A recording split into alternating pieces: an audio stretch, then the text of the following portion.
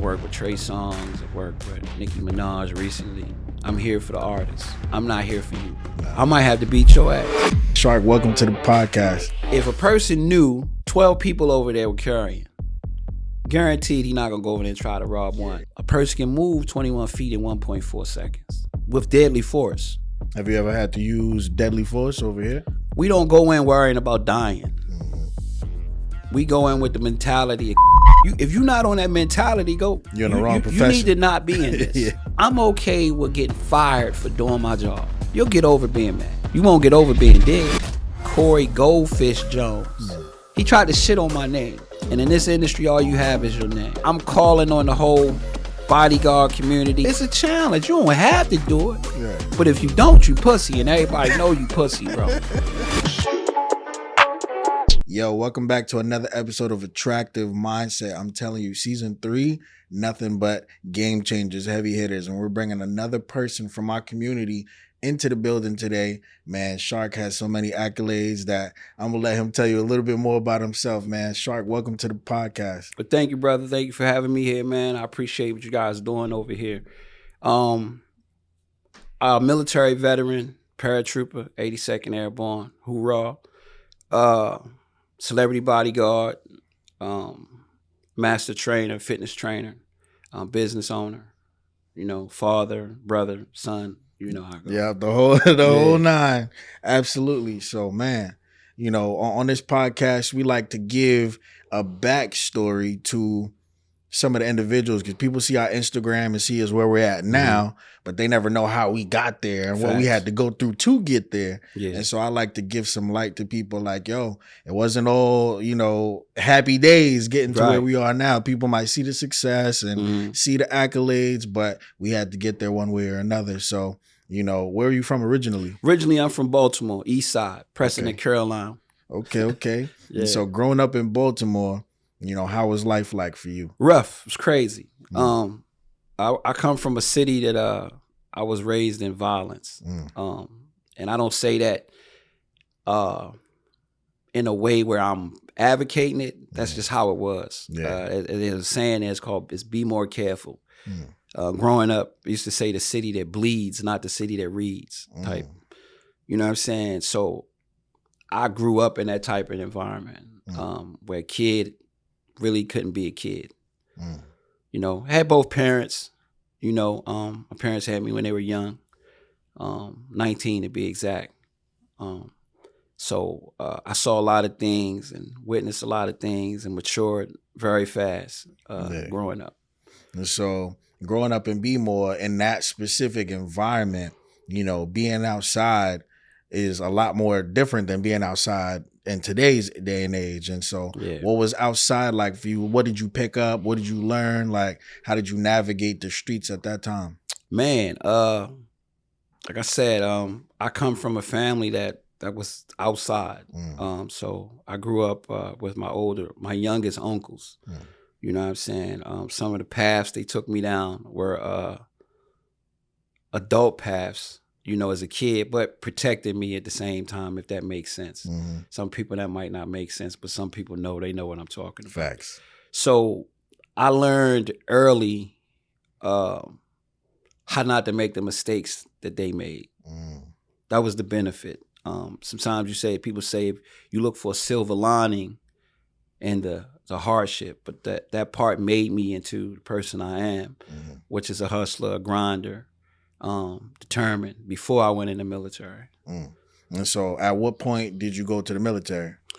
I went to Dunbar High School in Baltimore, and I had like 7 scholarships. Oh, damn. For sports? For sports. Okay. And I was it was one of those college prep schools. You had to be tested to go in there.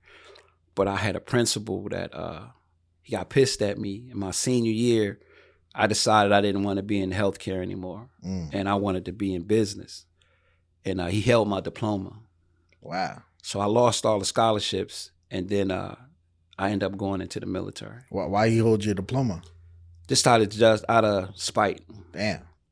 Sad to say, it was a principal that looked like me, but what's crazy? A lot of crabs in the barrel are like that. Yeah, and where I'm from, that's a known thing. Yo, we got the pre-grand opening, first week of January 2025. Megalodon Fitness, Miami, Hollywood. Pull up.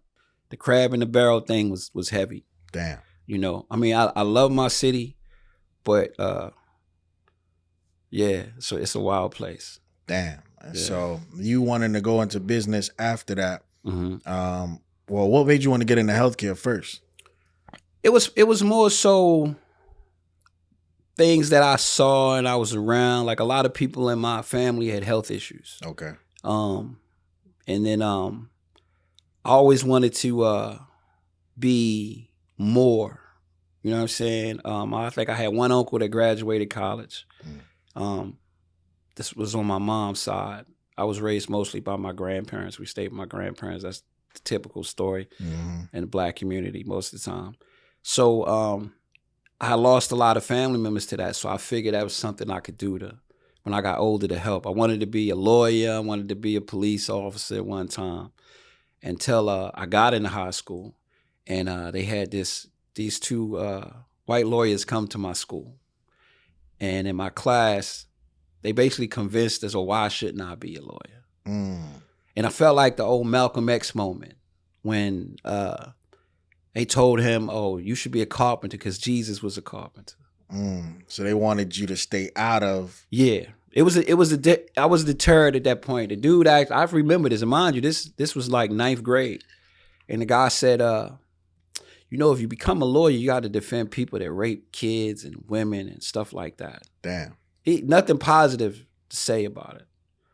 And it was like purposeful. As I got older, it's like, damn, it's crazy. I remember that moment. And that same day, they had a recruiter at the school. And I went over and I talked to the recruiter. You know, my uncle, my youngest uncle, he was in the military. My godfather was in the Korean War. My great-grandfather, they sent him to World War II when he was 16 to come in this country. Damn. Who's Haitian. So, that whole history of that, it always been around, military-wise. So coming from where I was from at that time, it was like, we weren't supposed to make it past 21. They would put this on the television, like the life expectancy. That's how crazy it was in Baltimore. Shootouts in the daytime, broad day, middle of the day, basketball games. It's a place called the Dome.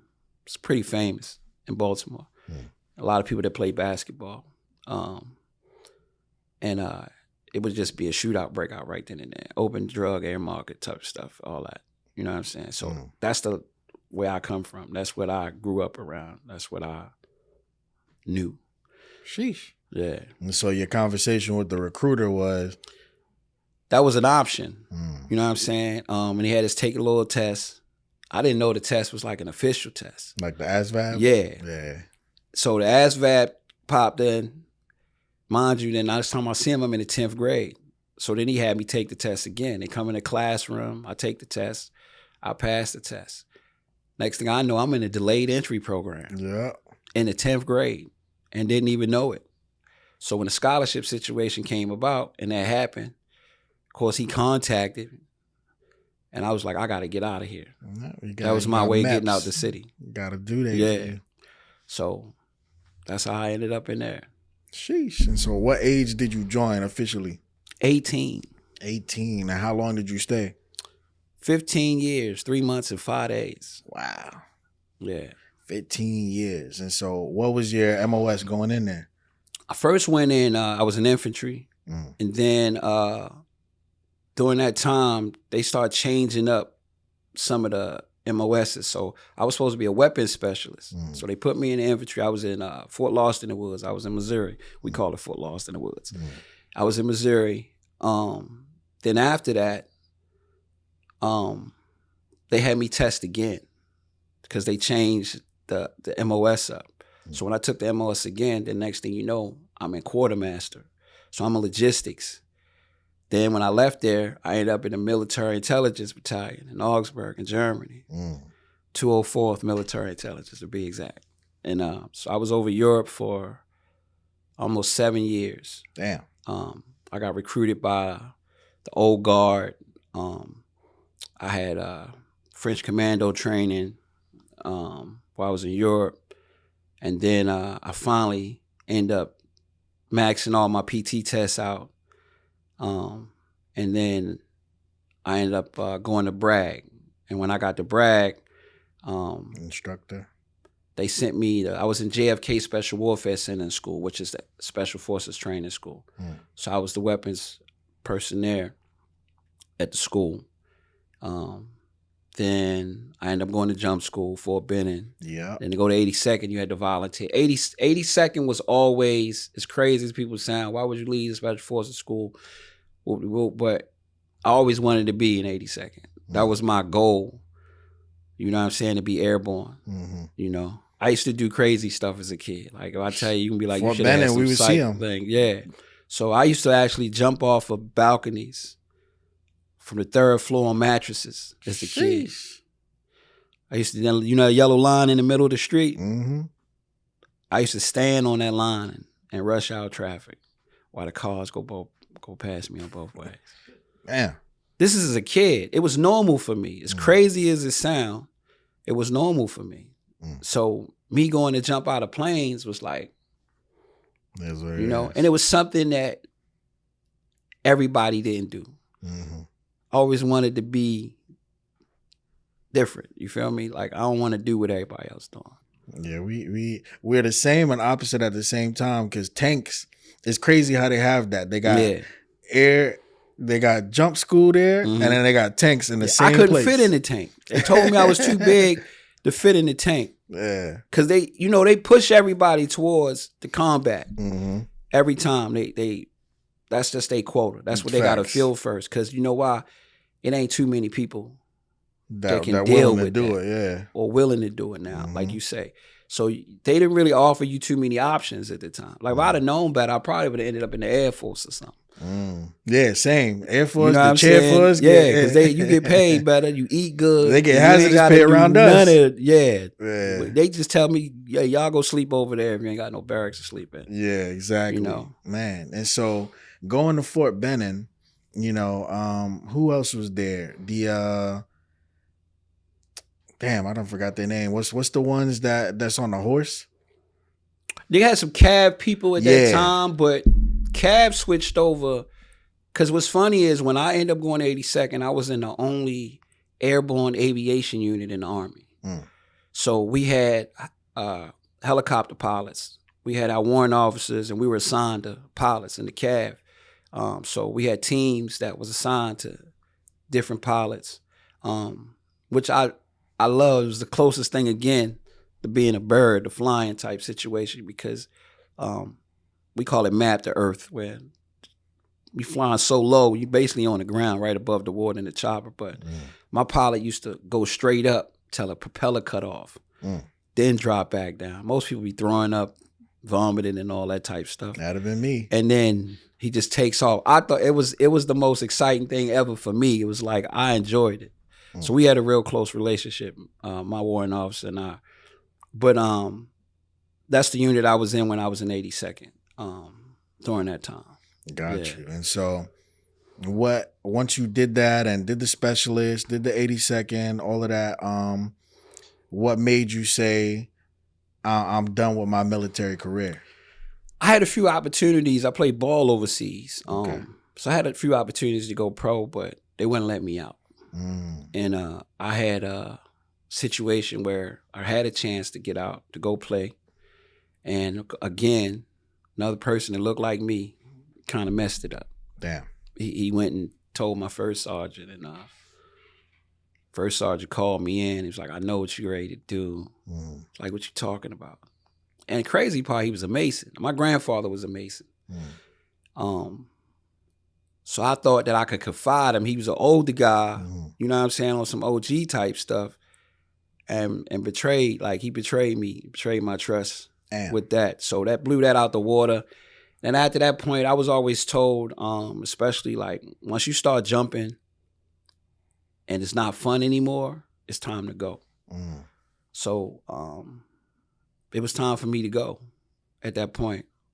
Like I wasn't there anymore the way I'm supposed to be. Yeah. As great as they would give me the accolades and everything. So I was ready to go. And then I ended up getting sent to Bosnia.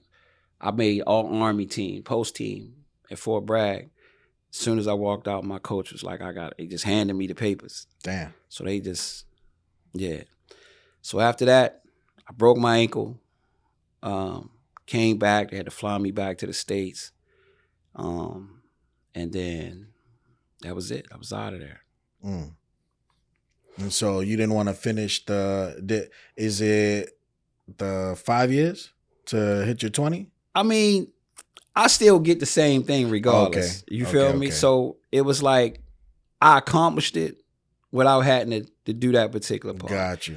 And then at that time, I really didn't want anything. I was like, feeling a certain type of way about that situation. So I really kind of just want to distance myself away from that. And then, like I was telling you about my uncle, he worked in Virginia. So I used to work at Powhatan Correctional Facility. It was a maximum security prison. So I ended up going up there being a CO, for a short while. I was in a D block. Cell blocks they had up there. Mind these guys had 100, 200 years. But the numbers were 64-1 in my cell block. So it was 3 of us in a cell block, but it was 64 prisoners per guy. Damn. No office, no none of that. We on the floor. We in General Pop in a cell block with them. So sheesh. Yeah. And that was right after the military. That was like a year afterwards. I went to Morgan State. I came out, went to Morgan. I was a walk-on. I played football there. That didn't work out. My daughter was born. I ended up stopped playing because I had to work. All of that. I had a few opportunities. And they got life started lifing, so I just ended up working. And then I took that job, did that. Then after that, I attempted to do something less dangerous. I attempted to do something less dangerous because I started teaching for a little while. Okay. That lasted about 2-3 years. What'd you teach? I was teaching animation, graphic design, okay, all of that. But then I realized me and the system of those things didn't coincide. I was too straightforward as far as the business aspect of it with corporate type stuff. So I said, no, this is not for me. Nah, facts. Yeah. Okay. So you went, you did the CO. At what point during that journey were you like, all right, I'm a transition to do my own thing? Well, I tried out for the police department. Passed the test as far as, the physicals and all that type stuff. And I went to take the written test. And sad to say, it's an area where it's pretty racial. The area where I went. And that was in Baltimore? That was in Virginia. Okay. That was in VA. And the guys could actually cut my time short on my test, on my exam. Wow. So I was supposed to have another hour to finish. So then I was guessing questions. It deterred me on that side for the racism that was involved. The guy did it, nobody did nothing about it type thing. And I said, okay, maybe this not for me as far as that part's going. I went back to Baltimore, taught, left, went to LA. But when I went to LA, I had just graduated from Morgan State.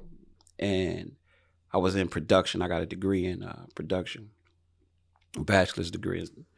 And was working in film, production, all that type stuff. Then it got to a point where I'm like, damn, that's it. After you reach a certain plateau, it's like, okay, now it's just mundane. It's like, okay, this is the same thing. Yep. Every day. You need that thrill. You just finished jumping out of planes. Right. So, once you do that, like that's a key part. I'm glad you said it, because once you do something like that, and if it's in you, like what else is there? Yeah. You can't really go back down. It's almost like you're the CEO and now you're the secretary. Yeah. That don't work. Nah. That don't work for anybody I know I ever heard of. And that's why they say most veterans, when they get out, are distraught because it's a day and night lifestyle. Yeah. Like you in there, cursing each other out, doing wild shit, fighting each other. That's your brothers though. Like, but then you come out and society's super sensitive. It's a whole different world. Yeah. It's a whole different world. And I think it took me a while to realize that. Because see, people don't understand. I had to deprogram myself. And most of us have to go through that. So the mental health aspect of it, it's not something that they pressed on. Facts. You know what I'm saying? You get programmed, then you got to deprogram yourself. All of us are not capable of dealing with that. See, I come from something. So because of what I came from, it didn't really change me too much because I was accustomed to a lot of the things that was implemented. They just magnified what was there in me going in the military, at least the training I had. Yeah. When you go through Sears training and you go through sleep deprivation and you go through all of these things, it becomes a part of you. It actually pulls, as I say, the shark out in you. You go in there as a goldfish and you come out a shark. You find yourself. And then when you find yourself, here you go. Here I am world type situation. But you end up maybe going back to a world that's too timid for that. Now you have to constantly adjust and readjust and things like that. So, thankfully, I was able to do so. And then people will tell you like, we got a tendency to run away from our natural gift. Mine's is protecting. I've always been a protector, so me going into the protection world, it was easy for me. It's, you know what I'm saying? Like, that's just what it is. That's just who I am.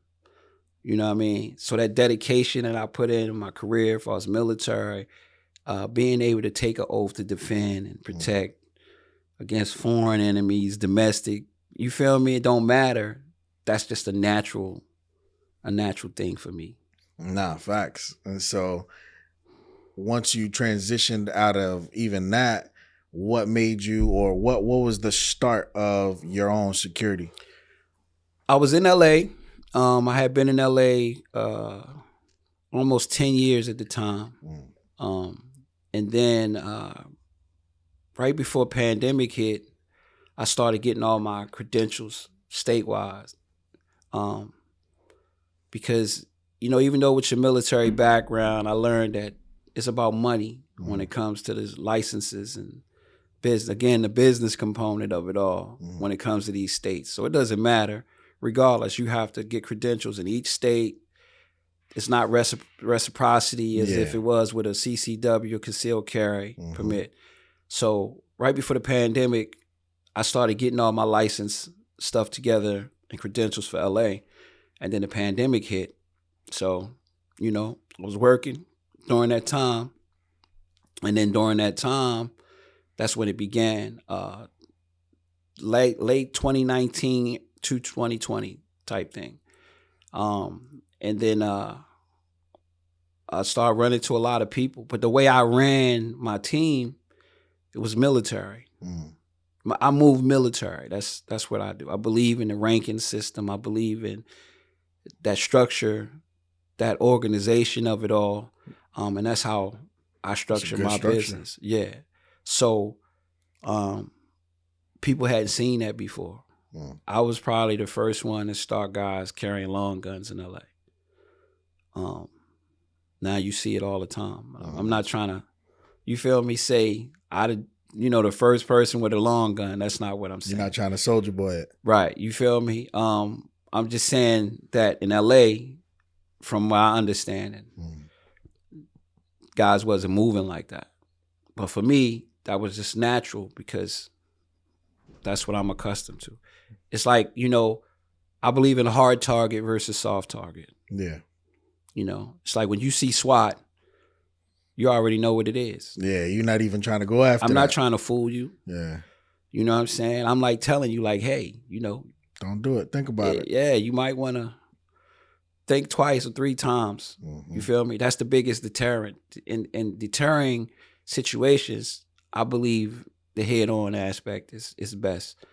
We're not talking about military intelligence. We're not talking about gathering information. Talking about everyday people. Right. Every component is different. That's why. And I honestly feel like it's more dangerous because when we went on deployments, like you have a higher mortality rate in America than you do on deployment. You do. Because when you go over there, you armed to the teeth for one, but you know what to expect. You already know what it is. But over here, you got crowds, you got buildings, you got all people, of that. You got whatever, which is why mass shootings happen in movie theaters and malls. Well, see, when you look at that component of, and this is me as a security expert, right?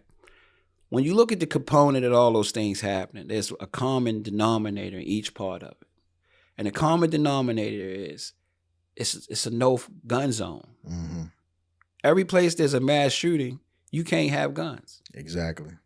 Makes no sense. None. You say you want to stop starvation, but you don't provide no food. You know what I'm saying? Like, I mean, I call it what it is. I'm a straight shooter. Ain't no gray area with me. Mm-hmm. Is this or it's not. Facts. So if a person knew that 12 people over there were carrying, guaranteed he not going to go over there and try to rob one. Yeah, he going to go to the spot where... He going to go where there's the least amount of resistance at. Mm-hmm. That's just common rule. You know what I'm saying? I attribute certain things, instinct, to me growing up the way I did, my training in the military and my continuous training after the fact. When I started everything in the pandemic time, you had everybody coming there. Bloods, Crips, SAs, everything coming to the same location where I was at. It was one way in, one way out. You know what I'm saying? So a whole lot of things going on. Mm-hmm. Shout out to Club 305 in LA, which mostly was guys from Miami that actually. I was about to say, 305. Yeah, I mean it's like a little historic thing that took place. So that's where people caught wind of me at from YG, the homie, and quite a few other people, and somebody that he invited me to come meet him at his house. He came to the club a few times. And then I ended up, doing security with him. Shout out to my boy Gloves in LA. And then quite a few other people from all different hoods. I work with a lot of artists.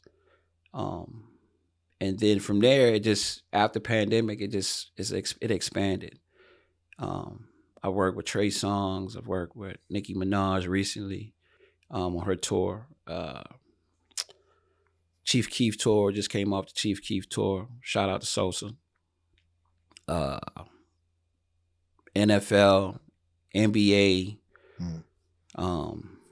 and so Prince of Morocco. A question that I would have towards the different groups that you're naming is, what's the biggest difference between like a female rapper, a male rapper, and then a female R&B artist and a male R&B artist if you going to do tours and stuff with them? What do you notice as far as like crowds?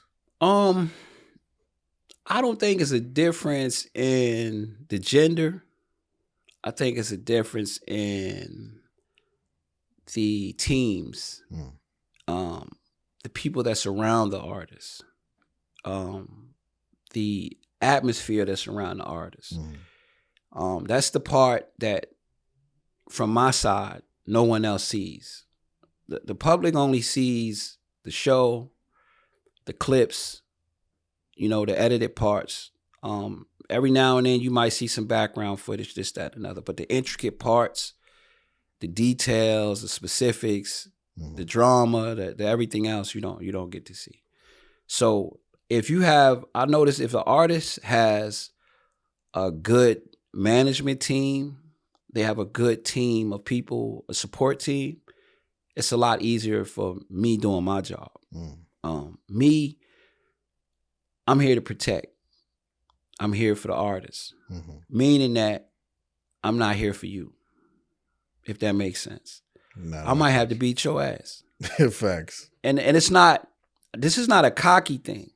Because especially the way I talk at times, you feel me? It could be misunderstood that what I'm saying is just sound like some slick shit to say. Can I curse? Yeah. Okay.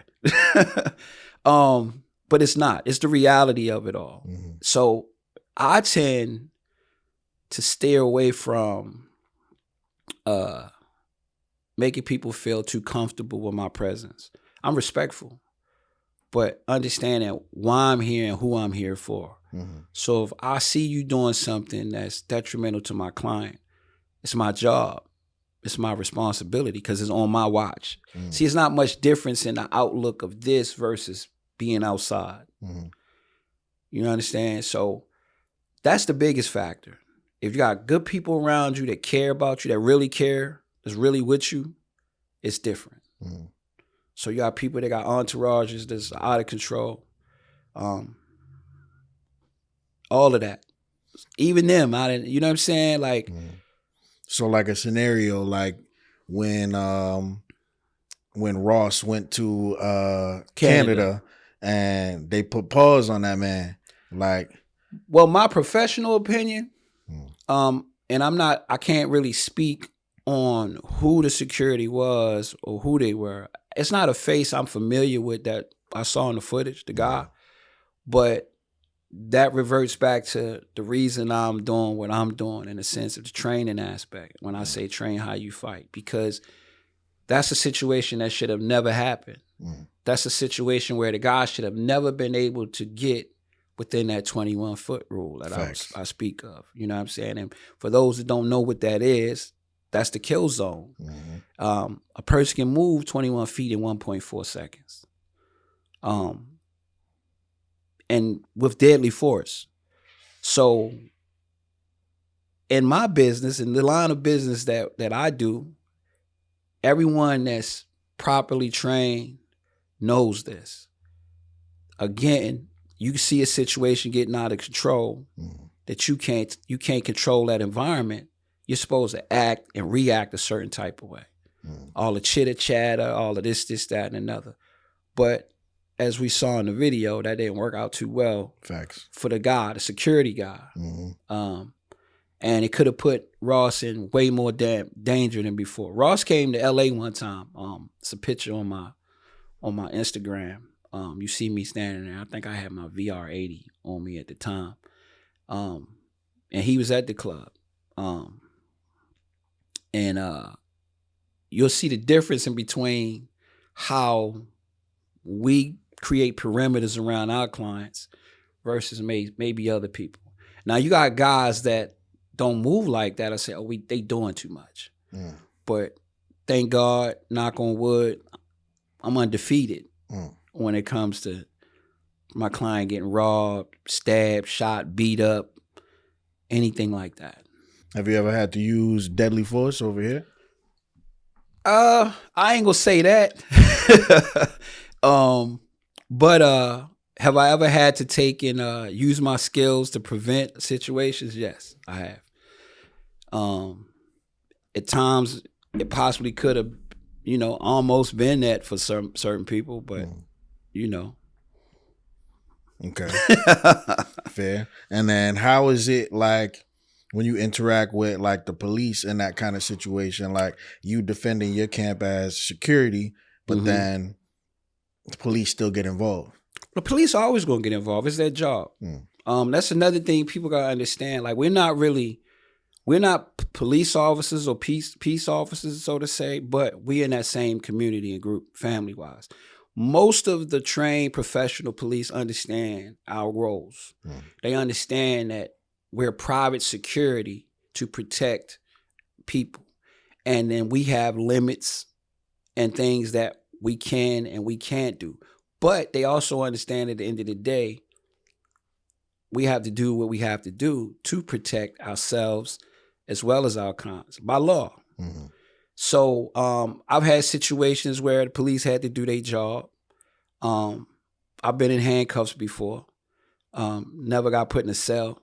The handcuffs was taken off. Yeah. But for their safety, not They knowing gotta after they assess do the their situation. investigation, so on and so forth, those cuffs came off. And it's key that people that do what I do understand the law. You know, there is a limit. You just can't be a bully. Facts.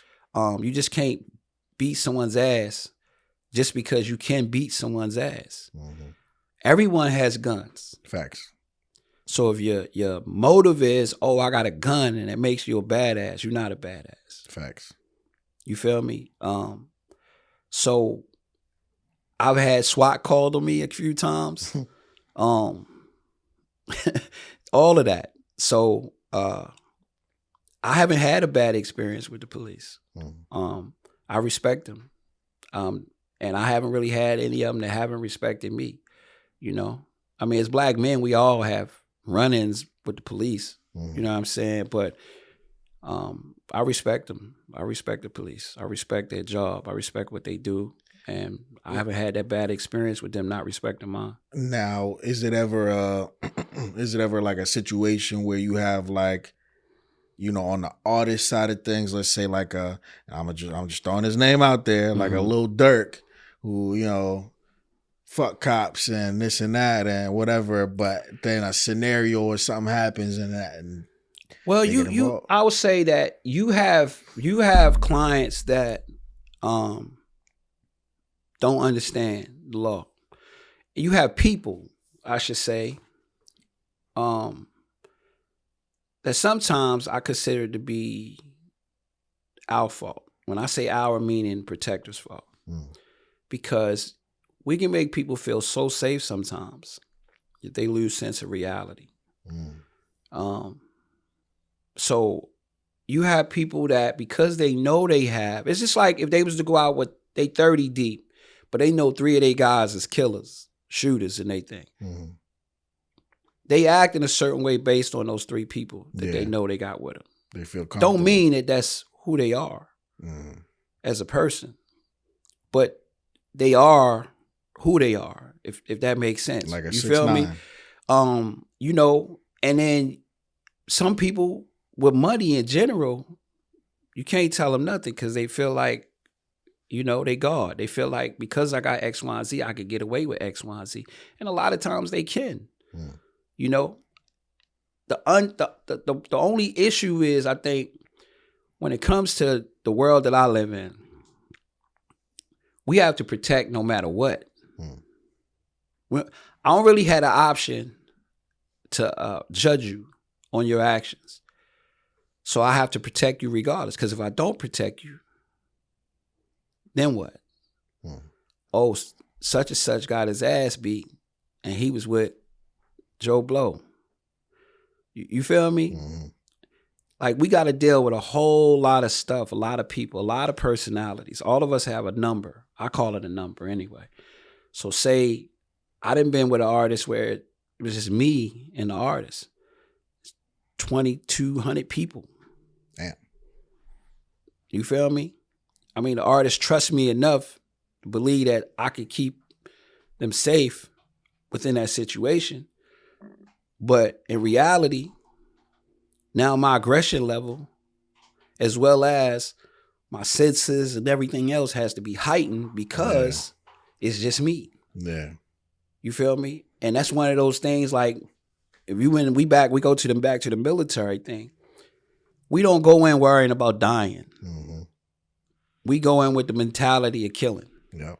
That's just the reality. Now, that statement sounds crazy to most people. To most people, it does. But it's normal for warriors. It's normal for people that do what we do and done what we've done. That's a normal mindset. Chesty Puller have a plan to kill everybody. Yeah. So if you go ask a police officer, say that special unit, SWAT, whatever the case may be, I guarantee they tell you the same thing. They have to. If you're not on that mentality, you're in the wrong profession. You need to not be in this. Yeah. You feel me? I've been in situations where I know I'm outnumbered, I'm outmanned, I'm outgunned. I can't get out, but you're not getting out either. And the people I'm like, that ain't a joke. That's for real. That's just what it is. Standard. It's standard. It's anything else is uncivilized. Think any other type of way. So people see that. It's like you go in the wild. What they can sense fear. They can tell. You know what I'm saying? Other people respect it. But that's what you deal with when you put that title on there. You're a protector. You're a bodyguard. You're not a negotiator of violence. Deterrence and trying to negotiate your way out something is two different things. I don't want nobody to misconstrue that and say like, oh, like, no, we really on some no retreat, no surrender. I can't run and leave you to save myself. What is that? Where they do that at? I mean, they do it obviously, but wrong job title. Yeah, you shouldn't be doing this. And so, what if it's like a Secret Service kind of scenario, like when Buddy shot at Trump? Well, I've been with clients. One of my clients is the Prince of Morocco, and they travel with Royal Secret Service, and what that's a coordination situation.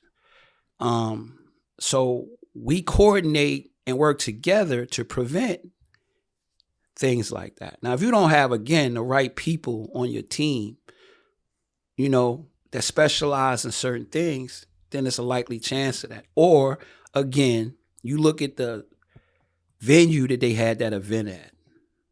Now, we talking about risk assessment now. Yeah. You feel me? Threat assessments. If you can't have a real threat assessment when you have agencies with egos that's going against each other. You feel me? That's just like you say, hey, Shark, put a team together for me, man. We going on a tour with our show, so on and so forth, but we have these threats that we know of. Okay, now I go through a threat assessment, and I'm like, bro, this location that you talking about going to, with the threat you said you have, depending on the level of that threat, it's not a good idea. You say, fuck that, we doing it anyway. I'm like, all right. But I'm just letting you know this is the possibility. I could try to deter it the best I can. Some things you can't deter. It's called controlling in your environment. It's not really about charging you more. It's just letting you know, like, that's what it is. It's not a money thing. Okay. Because, for instance, if a guy is a sniper, I'm talking about precision shooting now. Like, I own a precision rifle. It shoots up over a mile. I can't assess, depending on what your budget was for that team and the type of people we can add to that team, is depending if I could cover a distance with local enforcement, off-duty police officers, tactical team, all of that type stuff. You feel me? Intelligence, so on and so forth. Yeah, with a bigger budget, you can add people to help deter and cut the percentage of that down. Correct. The Trump situation, I don't know. I can't really speak on because it make no sense to me. It's just like some of the school shootings when you had 300 police there and nobody went in until after everybody got shot up, and you stop parents to tase parents, but you ain't running there. You feel me? Like, that comes down to the thing of individuals, I believe. Yeah. Fight or flight. Egos. Because the ego will destroy everything. And I've been in situations where I work with guys, the egos got in the way, but at the end of the day, I'm responsible. You know what I'm saying? When it comes to that. No, that makes sense, because I feel like it's even more dangerous when it's international, because not international as far as like war, but international as far as like the unexpected, like, because the unexpected will happen a lot easier. You know, even in a tank, I was telling people like, man, do you know how far the tank shoots? We can shoot up to 3.2 miles. By the time you see the light flicker in the sky, that's all you see. Yeah. It's done. Yeah. And we got night vision. Yeah. And so it's a different kind of monstrosity of instruments out there, like artillery, you know, the drones. Like, you have a lot of things going on that America, I feel, as a whole, kind of don't understand, because we've never been subjected to direct war outside of the civil ones here in the States. Right. And so the threat level of what could be, us having the knowledge of that, us being over there, you know, when we bring it back here, oh, he just over exaggerating, or he's extra. And it's like, this shit is real. It's very real. It's very real. It's so real that it blows people's mind. But you got to understand that the programming that we have, I'm going to just speak about our community. We're not concerned about things that we should prioritize when it comes to that. Our own safety, whether it's home safety, personal safety, just like with health and fitness.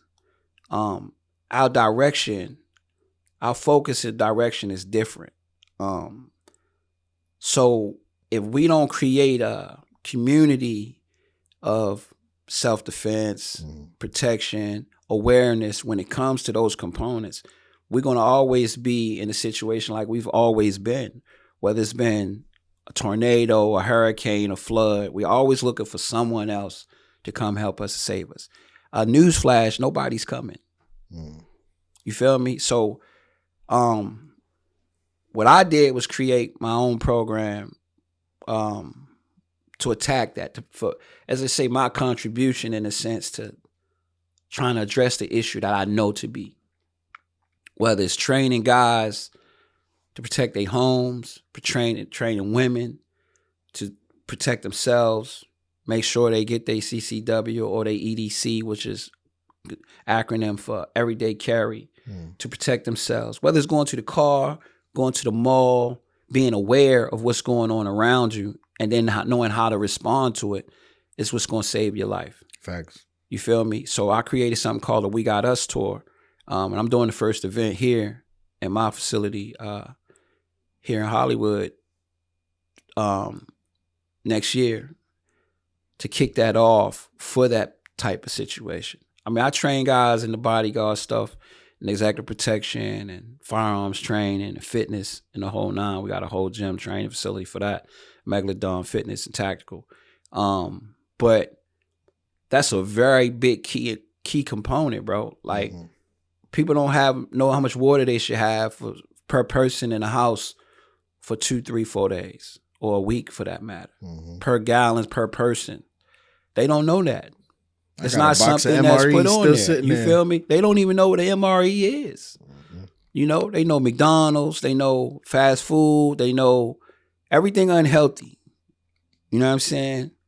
But we spend more money at the club, and we can go on and on and on about all that. But at the end of the day, most people are not prepared. They're not prepared. You can't force it down their head. The egos of everybody thinking they know everything. Or like you said, oh, you guys are just burnt out. You know, this ain't the military, this, that, and another. But motherfuckers die every day outside. Yeah, every day. Every day outside. And you still think it's bad to have a firearm. Guns don't kill people.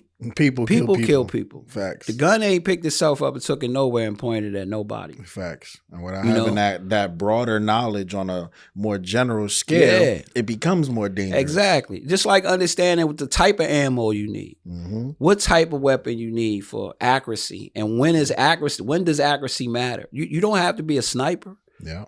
You don't have to be an expert shot. You just have to know how to defend yourself with what you have.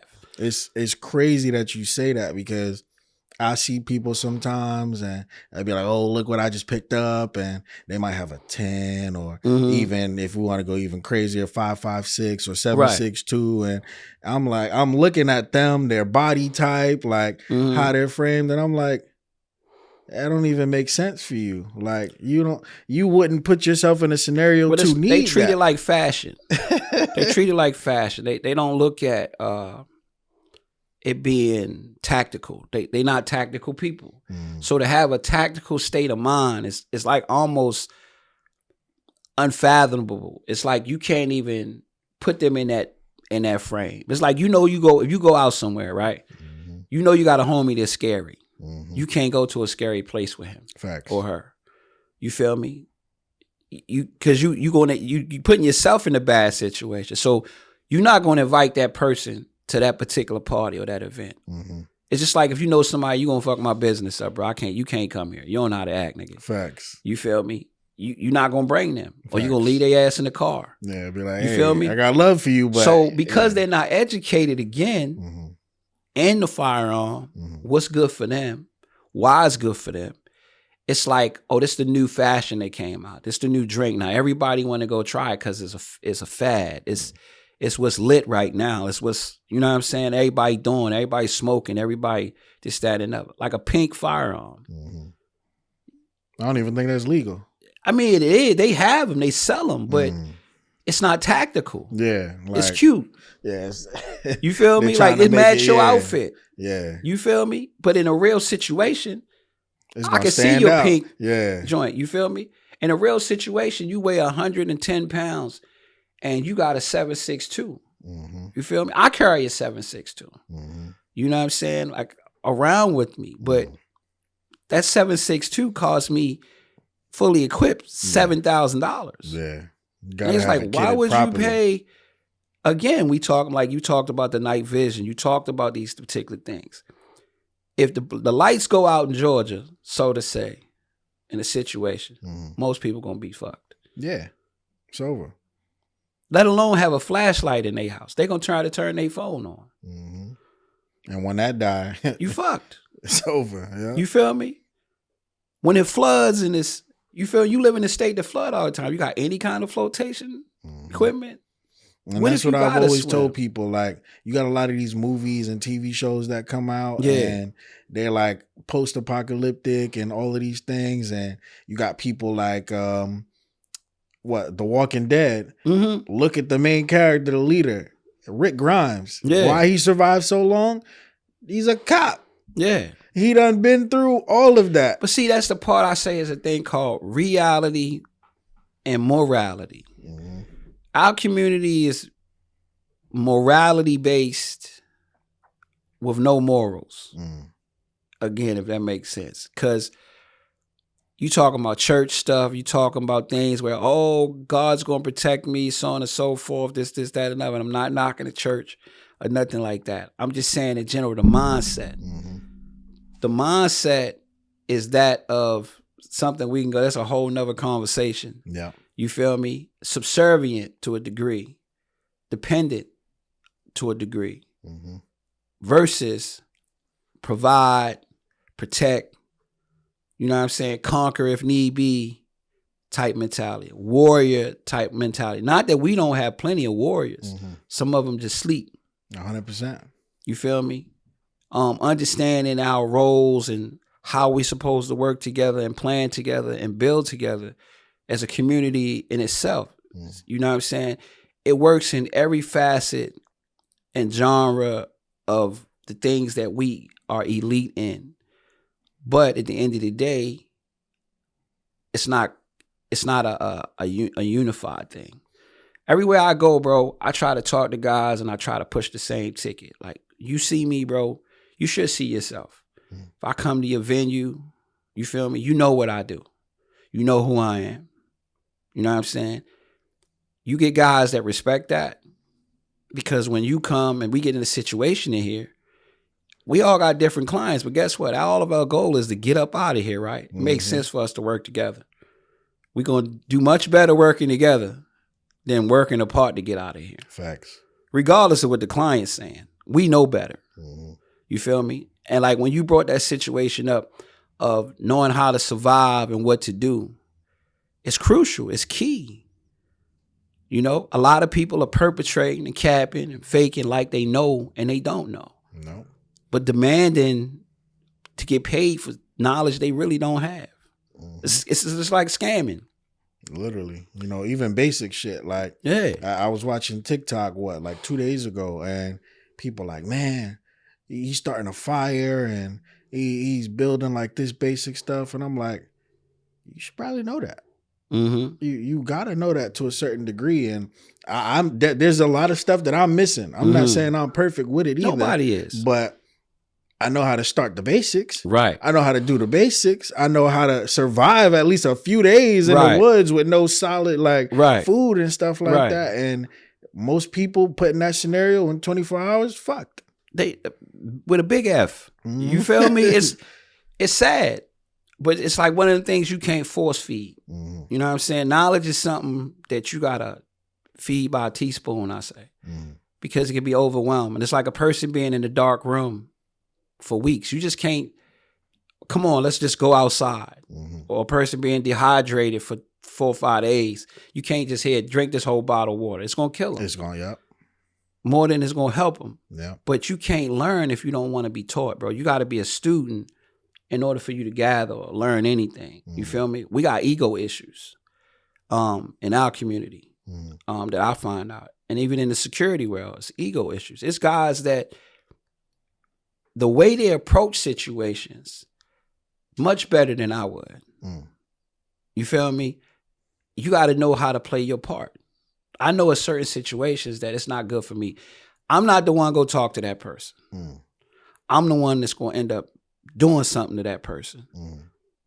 That's just who I am. You feel me? So just like with the police, you got hostage situations, right? They got negotiators. They got a negotiator come because SWAT about to come in here. Yeah. They don't give a damn if he make it out or not. Facts. That's what they do. Yeah. They not the negotiator, bro. They the enforcer. You feel me? So when you put in teams together, you got people that should specialize in certain things. Problem is the budget don't allow for certain things. Now you trying to overcompensate, but you get blamed regardless because you decide to take on the mission. It's like Mission Impossible. You feel me? Then sometimes you run into situations where you create an unrealistic expectation. This is just from security side that you should have never created. When you ask me, hey, what's this? I say, what's the budget you have for security? And you tell me, I got 10,000. Okay, I said, so what are you trying to accomplish? Like, what's your plan? But you got $100,000 plan. Yeah. Right? Now, the bad thing is people have a tendency to give security the lowest amount of money out of the whole budget. You can't do what you're trying to do if you ain't got no protection. You ain't got no security. Facts. You putting yourself liably in the liability side, you putting yourself in a worse situation than you are in a good situation to make even more money. Facts.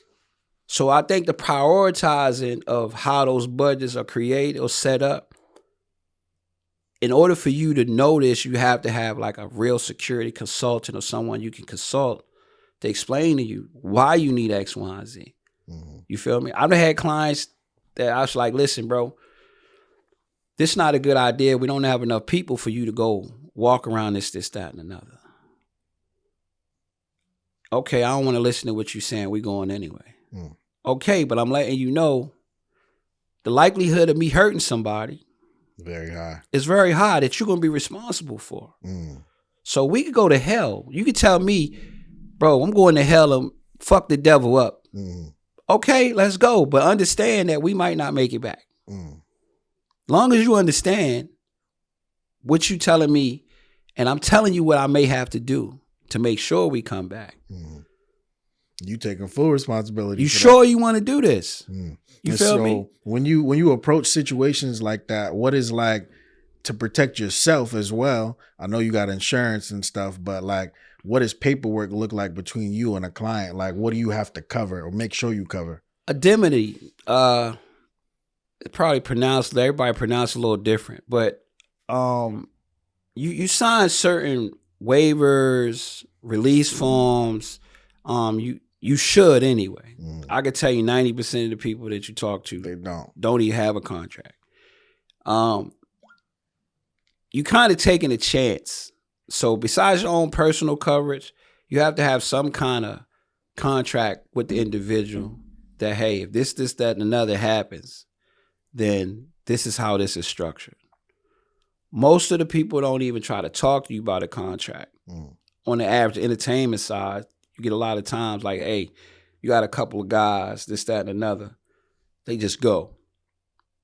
They might get paid that night. They might get paid 2 months later, depending on how well the person does and take care of their people type situation. Yeah. For the most part, a lot of guys are not doing the contracts. A lot of guys don't even know they have a contract, or they're afraid to ask for a contract because they just new in the game. They really don't have a foundation as of yet how the business goes. Some guys just know how to be. You know what I'm saying? It's not like they really seek out guys that's been in it. Gotcha. Say, hey, bro, how should I do this? How should I go about this? And then a lot of times they don't want to do like everybody else do. If you wanted to go and you say you building a business, right? And you say, I'm going to get a consultant. How would that normally work for you? Probably ask them what they need and then write something up. Right. And then you had to pay them to do X, Y, and Z, right? Yeah. You can't go to none of these consulting firms and get that for free. Right? But when it comes to us, don't nobody want to pay for a consultation. Don't nobody want to pay for the knowledge. Everybody think everything's supposed to be free. And then when you press the issue of it, they don't respect it. And the reason they don't respect it is because the majority of the guys are so desperate to get a job. I was with such and such. I was with this person. Oh, you see my picture on the gram, whoop-de-whoop. You feel me? Which causes a rift in the business side.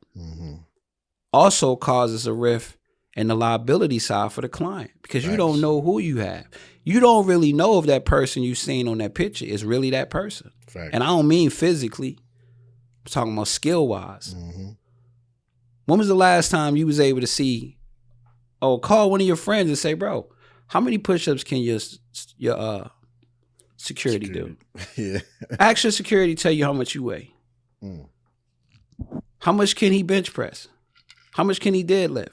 When was the last time he showed you where he qualified with the firearm on it? Tell him to take it apart in front of you. Put it back together. Just tell him to take the upper receiver off. Ask him what the upper receiver is. When the last time he cleaned his joint. Yeah. When the last time he fired that mug. And I don't mean that a person. I'm just saying in general in training. I guarantee you 90% of them not doing that. Won't know. How many people you really know what to ask? When you put it that way, not a lot, if any. That's why the change is coming in that. Now, if you had an opportunity, I'm just asking you as a businessman, right? If you said, hey, you know what? I need to put a team together for this situation. I'm interviewing the president of the United States. We're going on the tour. We're talking to all these government people and all these different agencies across the country. I need to put a security team together, right? And he says, I got 10 guys. And you say, send me their credentials, right? How much further would you go other than just that? Just regardless of what I just said a minute ago. On the average, you like, what would you say? They showed them the credentials. Okay, it looks good. That's what most people would say. Right. Not knowing this dude beat up his girlfriend. Liability. Right. Not knowing this guy have a background check or not. This guy get high every time he get a chance to go outside. He's smoking weed. Right. Not knowing that this guy firearm is not even real. It's a fake pistol. The other guy that had surgery on his leg like 3 times. You feel me? Or this guy can't even sit down long. Yeah. This guy's so big, he can't not stand too long. This guy has a heart murmur. You feel me? Like you don't know the physical attributes of none of the people. You have no assessment of them. It's just what they look like on paper. That's it. I seen he worked with this person. I seen a picture with him with Rihanna or it's like a job whatever resume. This, that, and another. People put whatever on their resume. You can create. You can go to AI and create what you want. But nobody's ever asked for assessment. When was the last time you did this, that, and another? That's another component I'm bringing. You know what I'm saying? Like you actually be able to call me and you say, hey, I got these guys I'm interested in using for this, that, and another. Then we give them an assessment. And I'm not talking about for the Olympics. Yeah. But there's basic things that any client can Google that your security should be able to do. Nah, facts. And so what's the most complicated situation a client has ever put you in? Man. I've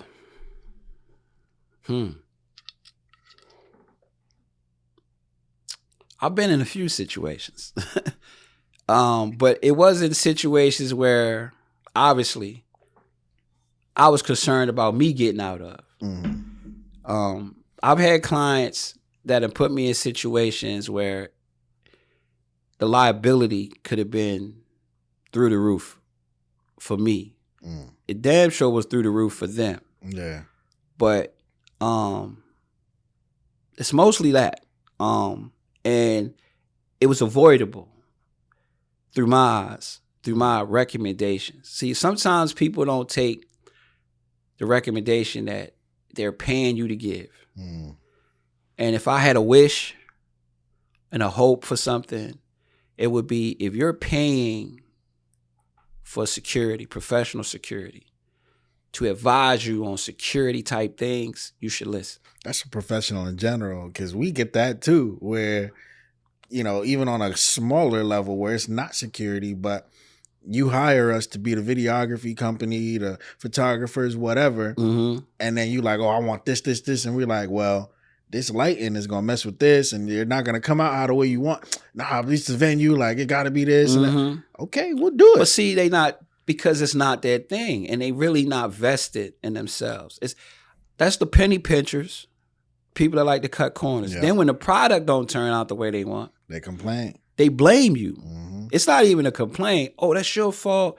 Why didn't you do this? And you're supposed to be that. But guess what? Again, if you put that on paper. So I've learned from experiences what to add on paper before, what conversations to have before, whether it's an email, text. We're going to have some kind of documentation because at the end of the day, I don't have time for the bullshit. Nah, facts. You know what I'm saying? You're not going to put me in a situation where I got to choose my life over some money. I'm going to choose my life all the time. 100%. All money, not good money.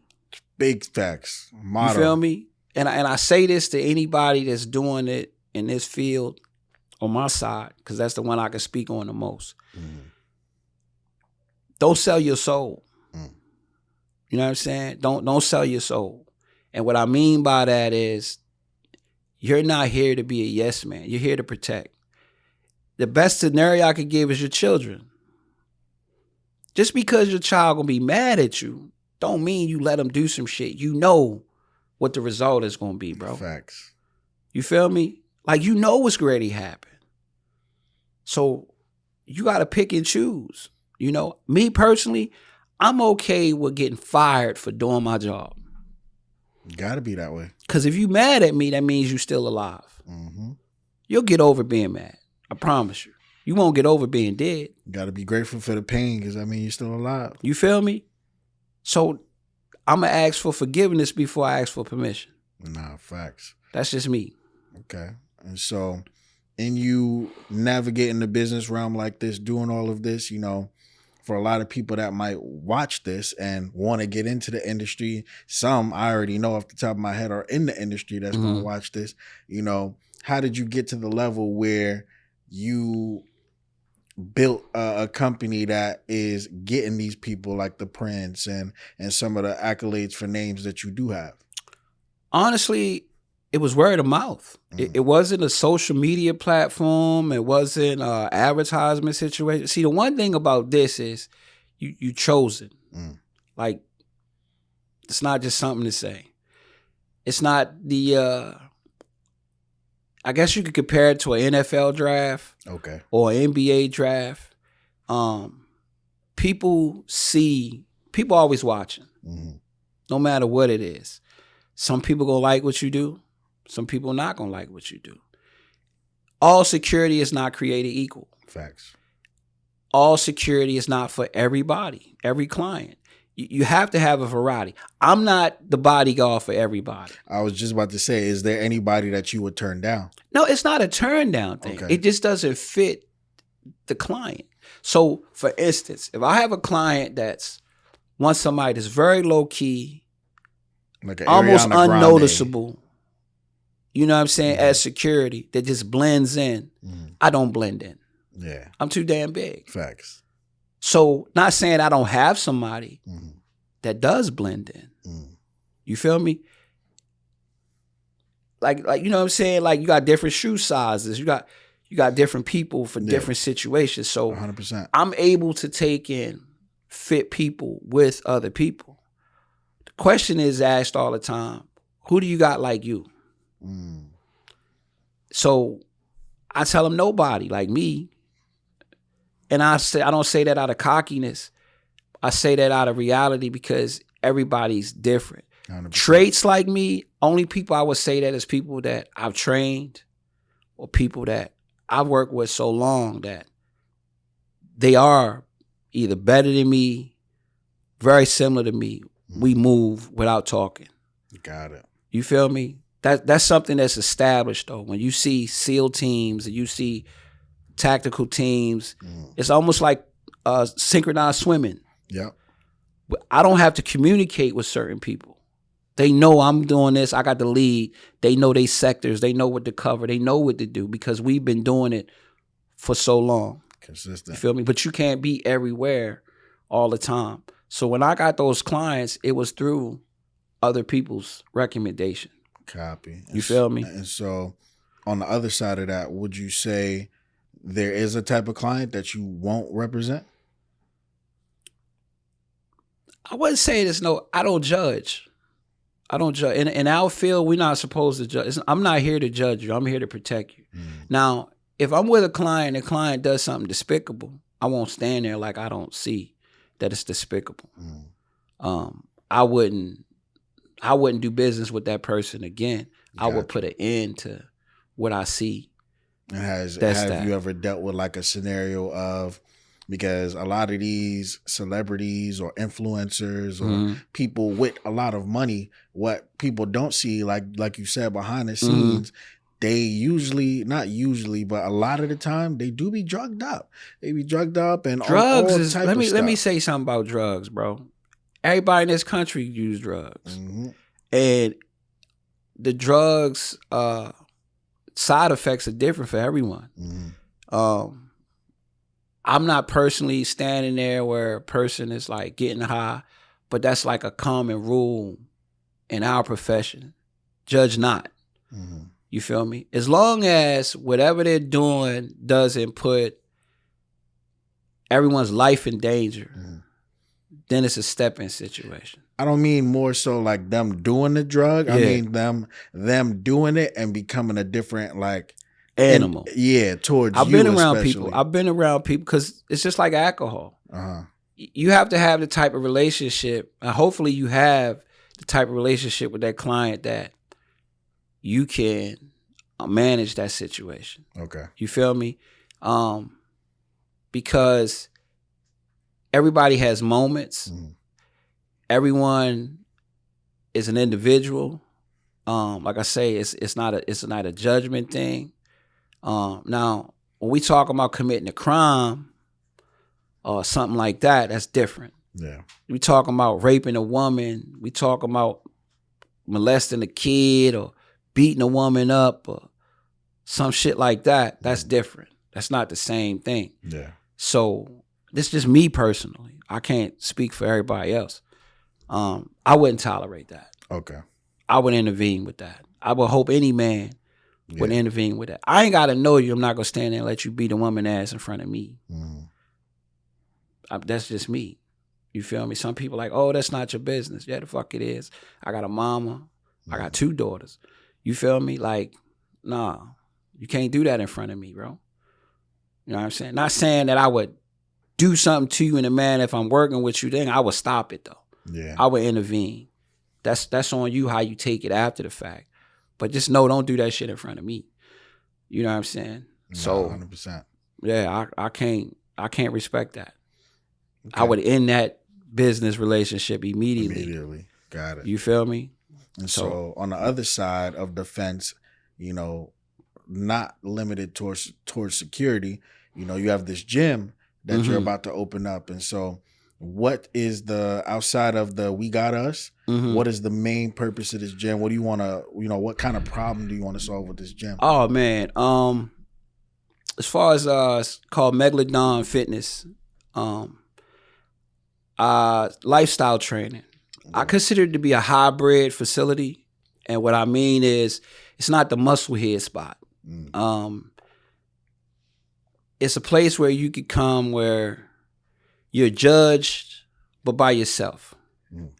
You're not judged by others. It's more private than it is a place where everybody can just walk up and come in and go and train. The way it's structured is that you really have to work out in there. There's nothing in that gym that works out for you.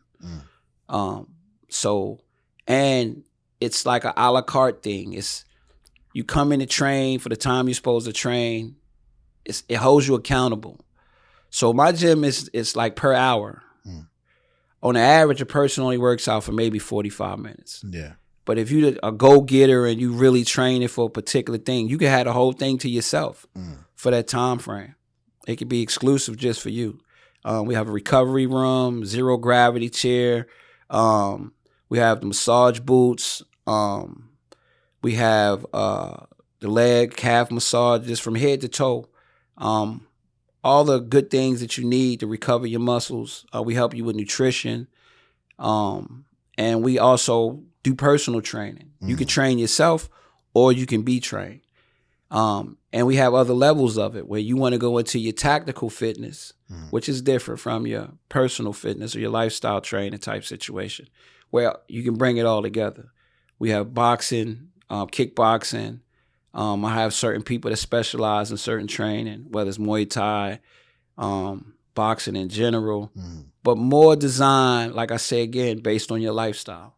Got it. Yeah, and my goal is to attack the lack of the lack of good health habits. Gotcha. Our morality rate depends on our fitness. You know, you can't be fragile. You have to be mobile. The older you get, you have to have more muscle mass. Got to. Maintain that mobility. And stress management. That's another component most people don't focus on. And that's what that recovery room is for as well. Like you can go in there and let's focus more on the stress as well as, you know what I'm saying, the physical look of wanting to be and look like what you see on Instagram. Facts. You feel me? So okay. And in doing this lifestyle type training, you know, how much more, I don't know how I want to say it, how much more involved would it take somebody to be to get results in a certain time versus like a regular trainer? If you're knowledgeable as an individual, when you come in, you have an idea of what you want to look like. We hold you accountable to what you say. So say you say, I want to lose 15 pounds in 2 weeks. I'm going to tell you, you crazy. You're not going to be able to lose 15 pounds in 2 weeks because you only come in here 1 hour once a week. How you going to do that? Now, if you committed to that goal, then you have to do certain things. That means you have to watch your nutrition. You have to eat clean. You have to train hard. You have to put in that work and dedication for that. I'm not just telling you to. I don't want everybody to come there. Yeah. If you come in, this is not the bullshit spot. It's just not. There's no goldfish allowed. That's the motto there. There's no goldfish allowed. I've got a bell. You can ring out. You feel me? Like, if you don't want to come into work, you know, that's the energy. That's the attitude. You know what I'm saying? It's going to be an experience when you come inside. But the result is really, it's on you. It's not on the trainer. A trainer is a motivator. Yeah. I can't lift the weights for you. Facts. You feel me? I can't do the squats for you. I can't do the push-ups. I can't do the pull-ups. I can't curl. I can't do none of that for you. I can push you. You feel me? Now, if you want somebody to push you, consider it like boot camp.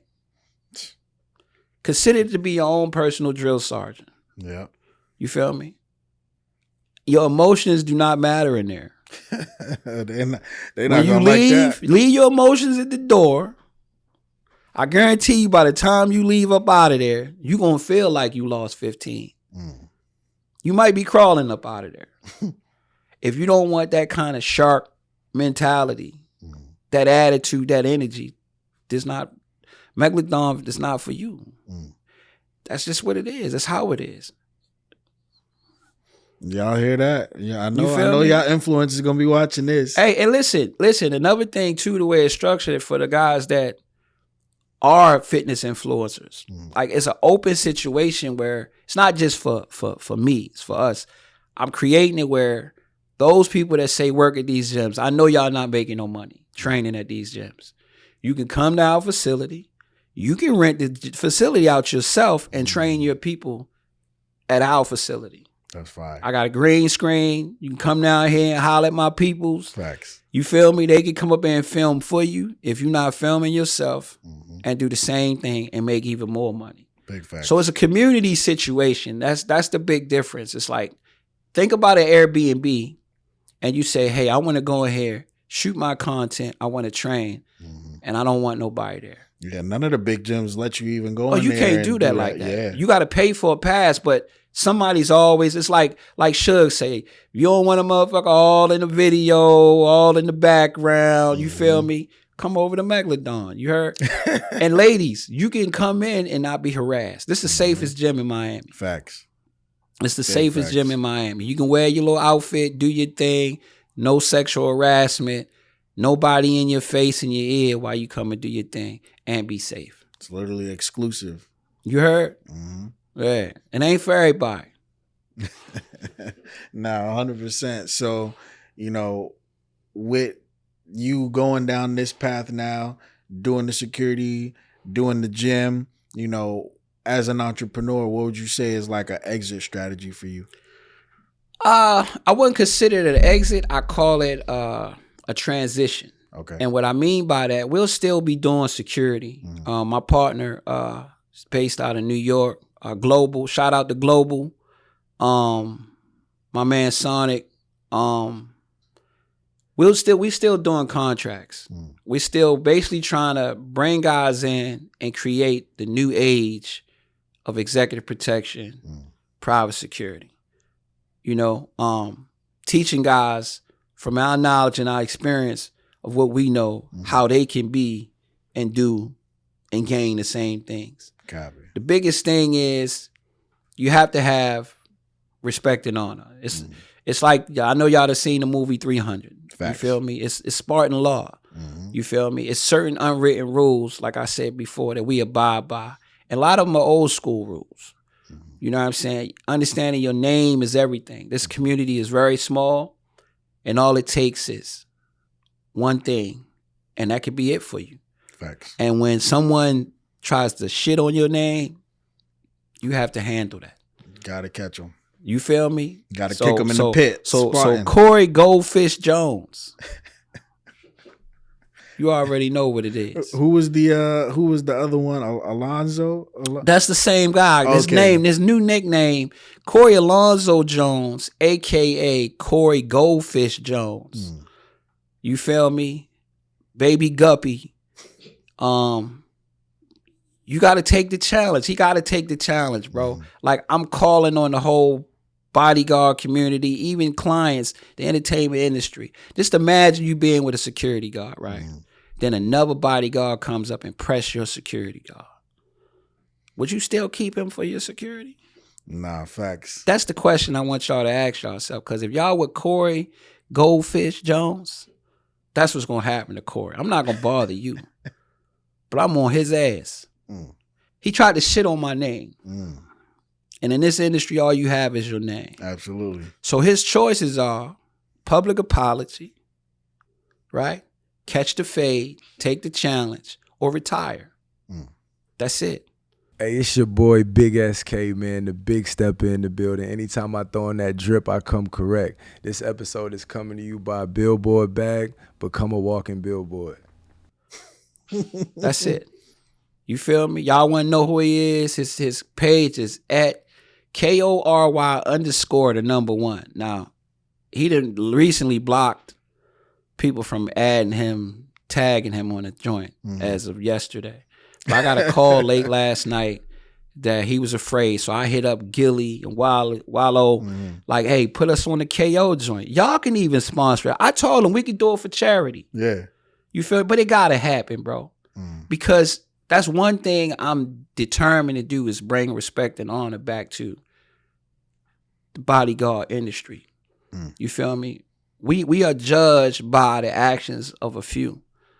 And it's some really good guys that really do this shit, bro. Like really passionate about protecting. Facts. And then you got snakes like this dude. He burnt out. He can't get no work. So he tried to, he out here in Miami. He in 305, y'all. You feel me? I'm not even from Miami, but I live here. I'm more Miami than he is. You feel me? Yeah. He pussy for real. Facts. You know what I'm saying? So I'm just saying, there's no guns involved. Yeah. This not even violent. So to say you watch boxing, it's a challenge. It's a challenge. It's a challenge because you know in the state of Florida, assault is a threat. Yeah. The battery comes when you touch somebody. Yeah. I'm not threatening him. It's a challenge. It's a challenge, bro. Everybody say it with me. It's a challenge. Whether you have gloves or no gloves. Right. No matter. It doesn't matter. However It's you a want to do it. challenge. It's a challenge. You don't have to do it. Yeah. But if you don't, you pussy. And everybody know you pussy, bro. So I got a call that said he can't fight me. He's scared last night. This is no lie. You feel me? Corey Jones. Goldfish. You dug it. You feel me? AKA Goldfish Jones. Man, so for Pussy. 2020,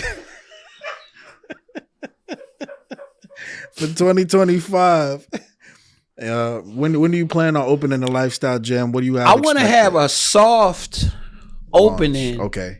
Like first week of January after New Year's. Okay. Right. Everybody has these targets and everything. You know, of course, I want you guys there. Maybe we could do a live joint from there. Yeah, absolutely. You feel me? I want to invite all influencers. I want to invite Doc. You feel me, to come through. People that actually have something to bring. I want to make it where people feel like it's a community. It's a thing they can come to and actually create. Facts. I can work with kids. I work with athletes. We do exercise therapy. I'm certified internationally. ISSA, master trainer. So I'm just not fly by night with none of this. You feel me? Hence why I did the medical thing in school and all that. Gotcha. I wanted to be a physical therapist at that time. But and I have other resources of people that also in that industry. We write fitness prescriptions for people being injured. I work with people that was blind, spine injuries. So I'm looking for veterans, and I could train first responders, whether they going for police academy, fire department, military, ranger school, special forces, so on and so forth. Tactical athlete specialist. Like, I'm really certified because, you know, that's the first thing they do. They look at the tattoos. Yeah. They look at the nigga like, oh, you not this, that, and another. Yeah, I'm that. Because that's the first thing they go check. What's your credentials? Yeah. Do you have the insurance? Yeah. Chiropractic, agency, everything's, all of that is tight knit. Copy. We got to handle our business at the end of the day. Got to. But that's what I want to do. First week of January, you know, have people come, feel it, get that experience in. You know what I'm saying? It's like walking through your doors. You know what I'm saying? You come in, I want them to feel that wow. Like, yeah. You feel me? And mind you, he can tell you, I did all this by myself. Facts. He was in there working. By myself. I'm most proud of that. That's my upbringing from my grandparents, my grandfather. That's dope, you know. Yeah. And I want to make sure we bring out the community too, because already through here we done had Spotify, we done had some NFL. Yeah. We got some NBA people that want to start a podcast and do it here. Yeah. So we know a lot of people that's within the community, and we'll make sure we bring them out, man. Yeah. And if y'all need security for this stuff, we here. You feel me? Like, especially when y'all got high profiles, they don't have, you feel me? You know, we on private property. So, you know what I'm saying? Don't come over here acting goofy. Facts. Got something for your ass. But, you know, in all love and everything, you feel me? That's my goal, bro. Like, I'm really excited about it. I've took my time, you know, to really put this together. And it's a constant change. You know how you might have put that plant right there, but at first it might have been over there. Nah, you facts. know, It was type thing, all like, over nah, the this place. shit ain't gonna fit. Yeah. We got to switch this around. Yeah. And that's just you evolving into what it is that you planning to have. You know what I'm saying? And you creating something special that everybody can benefit from. It's not for me. It's really for those that deserve it. Nah, facts. You feel? Because everybody don't deserve to come. This ain't for everybody. Nah, 100%. That's what I You say feel for me? here too. I'm like, Yeah. look, this ain't for everybody. It's This not. is luxury that I want people to enjoy for themselves. And respect. Mm-hmm. And respect. That's one thing we got to start doing more of, is respecting each other's businesses and rules and how things go. Because when you go out there with other people and other groups of people and races, don't treat us no different than you treat everybody else. Facts. I don't want to make it a black or white thing, but we know 100%. what I'm talking about, how we get. I'm talking about us. This is a between us conversation. I don't have to tell people that came here, "Yo, get your foot off my couch." Yeah, bro. like, is you crazy? You feel me? Yeah. So it's that type of situation. So at the front of the door, when you come in, you'll see the words accountability. Once you step across that threshold, you're accountable for yourself first. When you go in there, you said you wanted to do this, that, and another. I'm gonna hold you to it. That's the first question we ask you. What is it? What's your goal? You know, and it's not like I'm banging people in the head. For you to be able to come in and get a whole facility for $25 to come in, you can have to yourself. Tell me where you can do that at. That's all that it is? That's it. That's a steal. Come on. You pay $25. You got that whole hour. You can have a whole facility to yourself. What? Oh, yeah. Hey, listen, you know what? Matter of fact, we're going to do? We're going to sponsor Megalodon Gym. Matter of fact, for the next 3, and not everybody, because it ain't for everybody. Not for everybody. For the next 3 influencers that tap in, I know y'all watching this. Y'all going to watch this because it's going to be out before the grand opening. Listen, we're going to sponsor 3 hours, 3 people. And I'm going to personally train you.